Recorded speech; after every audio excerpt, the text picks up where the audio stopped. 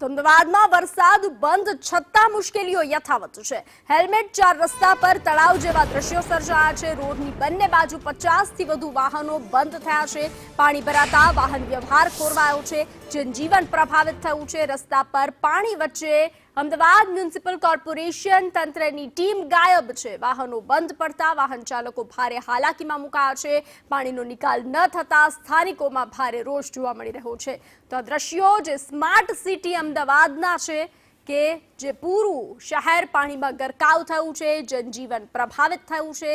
Helmet 4 રસ્તા પાસેના આ દ્રશ્યો છે જ્યાં લોકો મુશ્કેલીમાં મુકાયા છે। રોડની બંને બાજુ 50થી વધુ વાહનો બંધ થતા પારાવાર મુશ્કેલીનો સામનો। પાણી ભરાતા વાહન વ્યવહાર ખોરવાયો છે।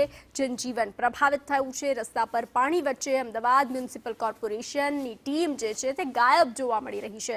વાહનો બંધ પડતા વાહન ચાલકો ભારે હાલાકીમાં મુકાયા છે। પાણીનો નિકાલ ન થતા સ્થાનિકોમાં ભારોભાર રોષ છે।